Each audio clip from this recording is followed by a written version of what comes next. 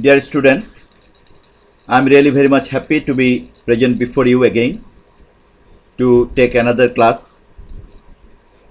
And today I have decided to take a class on a poem of William Blake named The Lamb.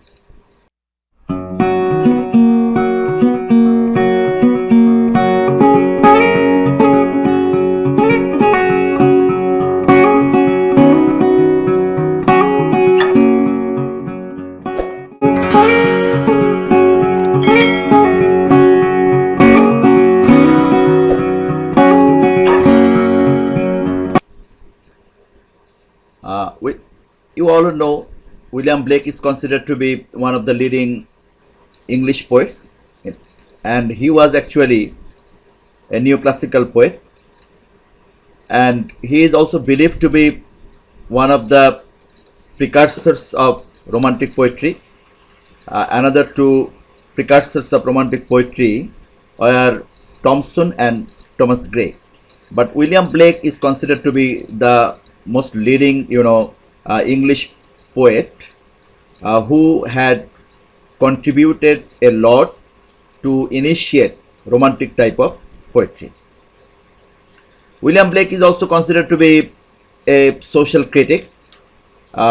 Through the writings of his poems, he had actually represented the contemporary society with all the evils prevalent during that time. William Blake had, divided his poems into two categories. One is known as Songs of Innocence, and another is known as Songs of Experience. So, there are two types of poems belonging to contrary estates. One is Songs of Innocence, and another is Songs of Experience. It is also found that in Songs of Experiences, William Blake had included the poems in which he had attempted to represent the positive aspects of human character, positive aspects of the world, positive aspects of the society. Whereas in Songs of Experience, he had included those poems which are totally contradictory to the poems belonging to Songs of Innocence. In fact, in the Songs of Experience, he had represented those poems in which he focused on the extreme evils prevalent in the society. The Lamb is a poem belonging to the category of Songs of Innocence, and The Lamb was actually published in 1789, and this poem is considered to be totally contradictory to the poem The Tiger in the Songs of Experience. In Tiger, William Blake had focused on the terrific aspects created by Almighty and the terrific characteristics present in the society, human society. Whereas in The Lamb, he had tried to focus on the innocent aspects of human society, human character. The Lamb is actually representing the positive characteristics of human beings, and here we also find the touch of religious flavor in the poem. The Lamb is actually not only the Lamb created by Almighty, rather the Lamb represents Jesus Christ. The Lamb represents Almighty. So Lamb is actually representing here the innocent aspects prevalent not only in human society but also in the divine level. So if we go through the poem line by line, then we will find the poem to be very much motivating for focusing on the positive aspects of human society. So now come to the poem. Little lamb, who made thee?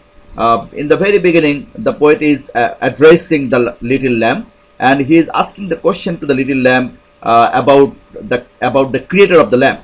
But actually the lamb may not know the identity of the creator, may not speak about the identity of the creator, but the poet has decided to give the answer to the lamb about the Creator.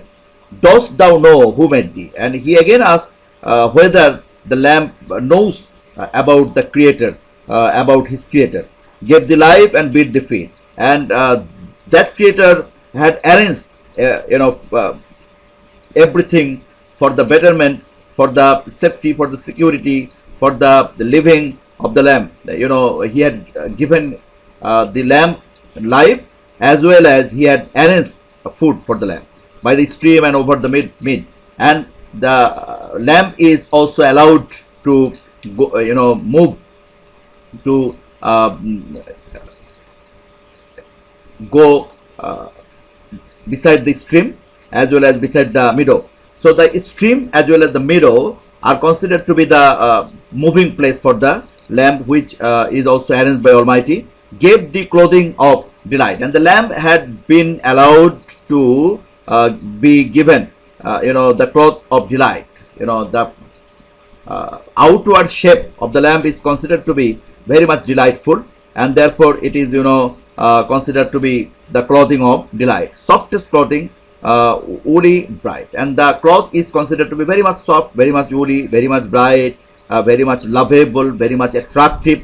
Gave this such a tender voice. And not only that, that the lamb is given very much, attractive attire, attractive dressing, which is considered to be very much,